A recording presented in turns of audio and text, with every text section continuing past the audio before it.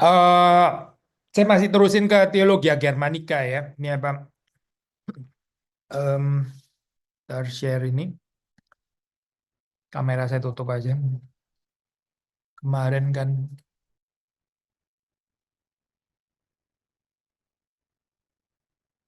di sini ya.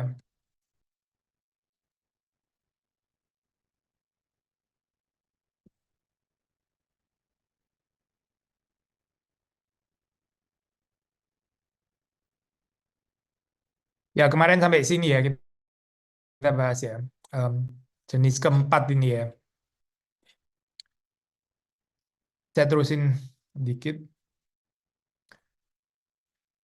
Jadi ini ulangin sedikit ya. Ini kan ada empat macam orang gitu. Yang pertama adalah mereka yang menjalani kehidupan teratur ya, maksudnya hidupnya penuh dengan hukum, order, tapi sebetulnya bukan dari dalam karena terpaksa atau dipaksa. So ini external spirituality namanya ya. Yang kedua adalah memang dia menaati hukum, ada hukum betul, tapi for the sake of reward ya. So ini transaksional gitu.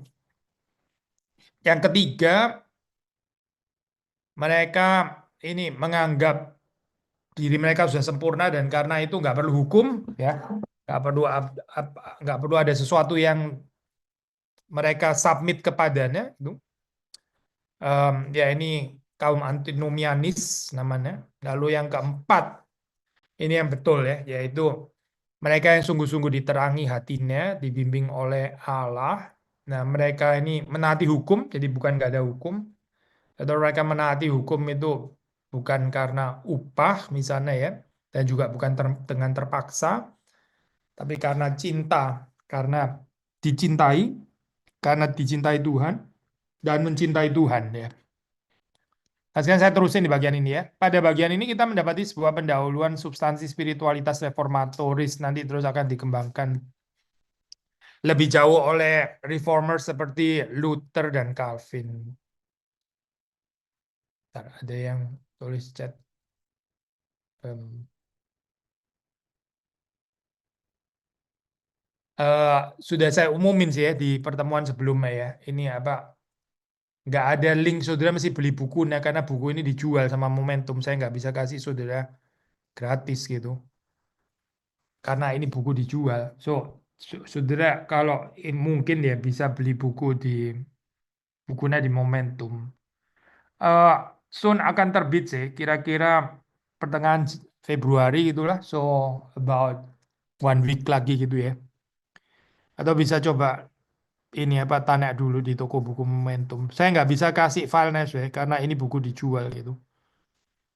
Ya, kalau saudara kesulitan kesulitan beli ya mungkin ini ntar bisa di arrange di perpustakaan itu ini. Di perpustakaan bisa ini ya, em, bisa baca dari sana. Nah, kalau Theologia Germanica mungkin saudara bisa ketemu ini nih ya eh, kalau tulisan asli Theologia Germanica nih itu mungkin bisa ada yang versi online. I don't know, let me check ya. Bentar. eh iya, ada ini nih. Saya share ya.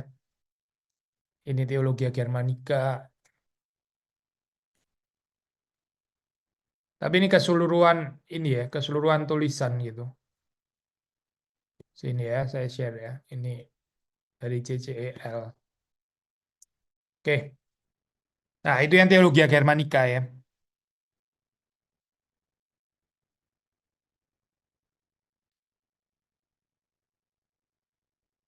Oke, terus ini ya, sini ya. Jadi akan dikembangkan Luther dan Calvin.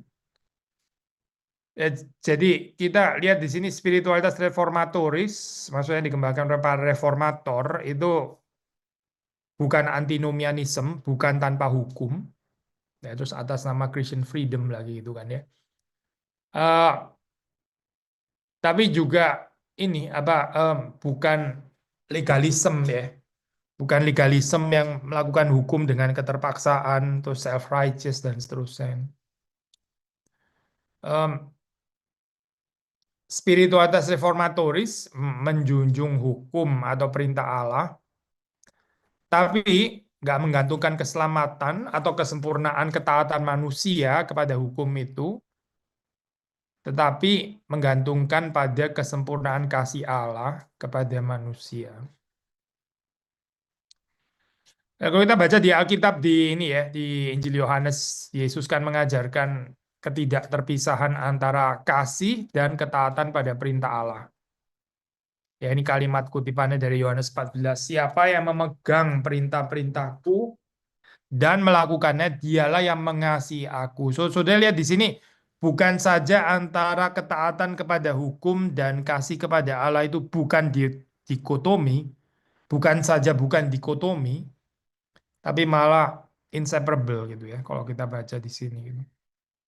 Barang siapa yang mengasihi Allah, ya dia menaati perintah Allah gitu. Ketaatan pada hukum Allah itu kita mesti mengerti secara spiritualitas reformatoris ya. Itu membebaskan gitu, liberating. Bukan torturing ya. Kalau kita bilang torturing ya mungkin kita belum lahir baru, mungkin belum mengenal Tuhan ya, belum betul-betul percaya kepada Tuhan. Eh, atau ya kita salah mengerti kekristenan gitu. Sekali lagi ya, saya, karena digerakkan oleh kasih Tuhan, kasih Allah di dalam Kristus, kita harusnya waktu melakukan hukum-hukum Allah itu sebagai ucapan syukur gitu, and therefore itu liberating ya, bukan something yang torturing gitu, bukan sesuatu yang menyiksa gitu. Itu pandangan paranoid lah, saya kalau kita ini apa ngerti itu sebagai penyiksaan gitu. Despite ini ya, despite of course di sepanjang sejarah gereja selalu memang bisa ada kemungkinan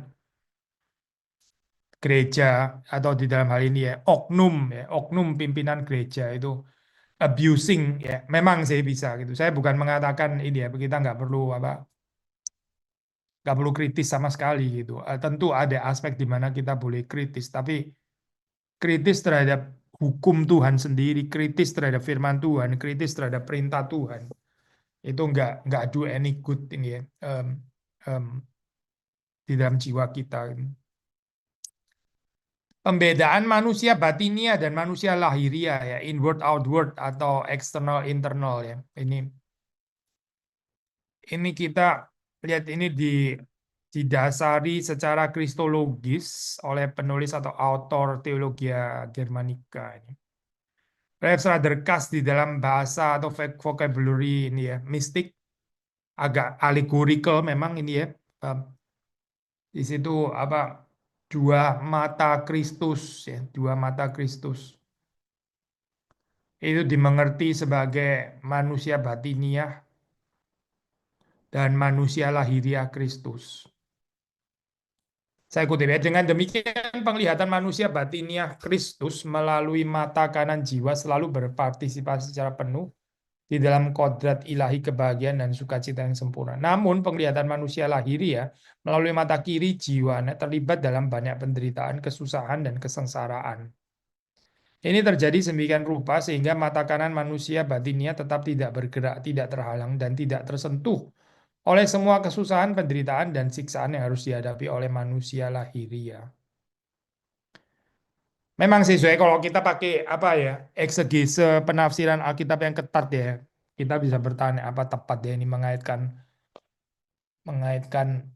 mata dua mata Kristus dengan urusan ini gitu. Tapi ini memang tipikal cara tulis dalam bahasa mistik ya, kayak gini gitu. Maksudnya kita diajak untuk melihat bersama dengan Kristus ya. Kristus matanya melihat, satu itu melihat ke atas ya di sini kan ya. Berpartisipasi secara penuh dalam kodrat ilahi, meaning dia fully defined ya. And therefore ada kebahagiaan sukacita yang sempurna. Tapi di sisi yang lain ya, ini aspek kemanusiaan kan berarti ya. Itu yang mata kiri ya. Itu ya memang in fallen world ini kita juga melihat banyak penderitaan, kesusahan, kesengsaraan ya.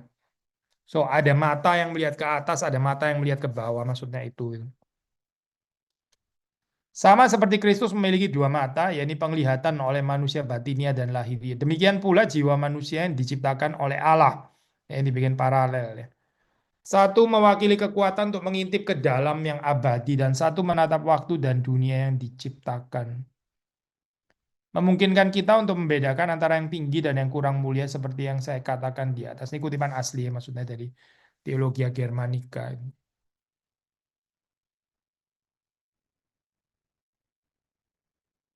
Menariknya bagi penulis Theologia Germanica, fungsi kedua mata ini nggak bisa dijalankan secara bersamaan.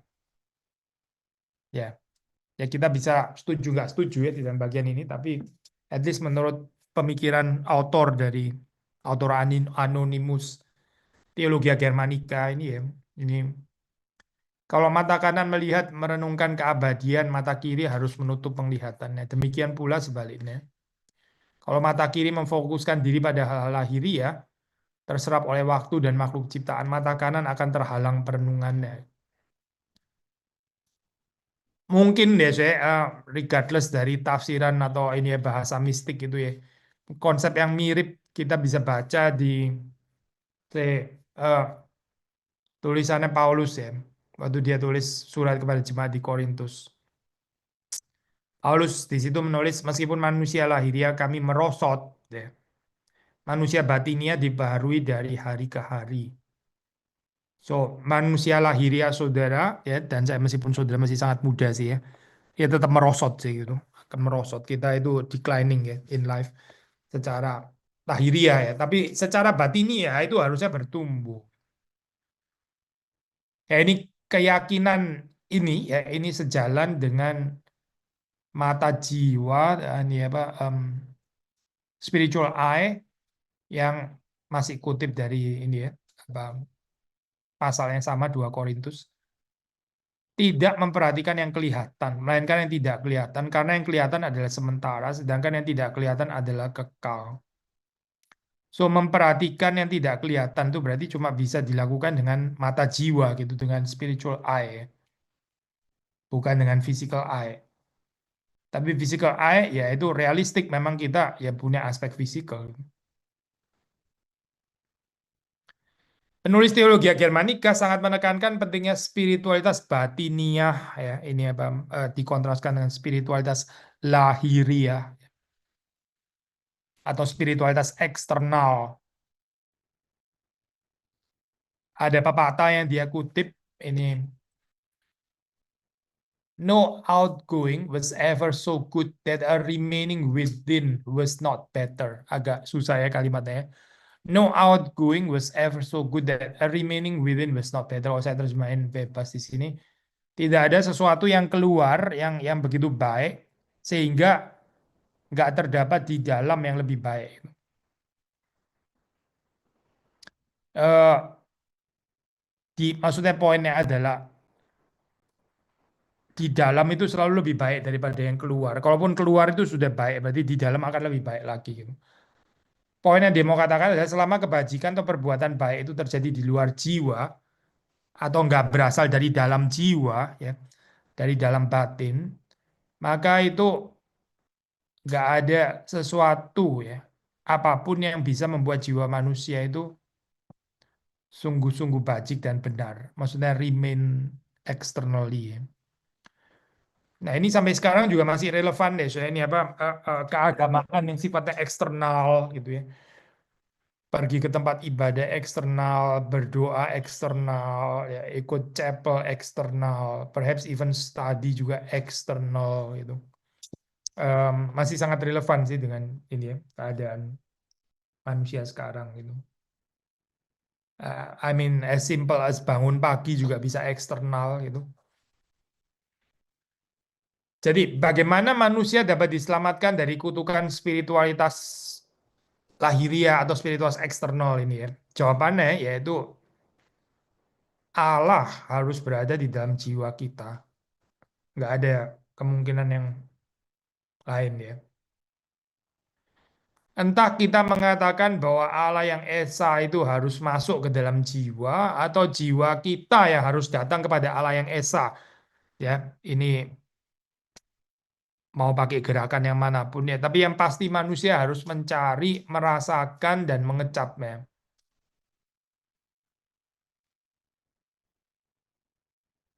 Ini juga again tipikal ini ya, bahasa mistik. Kalau saudara lihat ini merasakan, mengecap ya. So ini kan pakai bahasa bahasa indera ya sebetulnya itu bahasa sensual ya. Sense bukan sensualisme ya. Sense itu kan the five senses. Tapi pengertiannya sebetulnya rohani. Maksudnya ini bukan physical sensing ya, tapi spiritual sensing.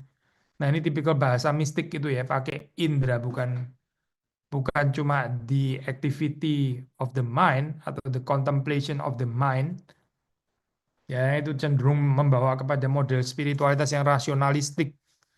Tapi di sini ada kenikmatannya karena ada bicara tentang merasakan, mengecap gitu ya. Yet again artinya bukan fisikal tapi dimengerti secara spiritual di sini ya.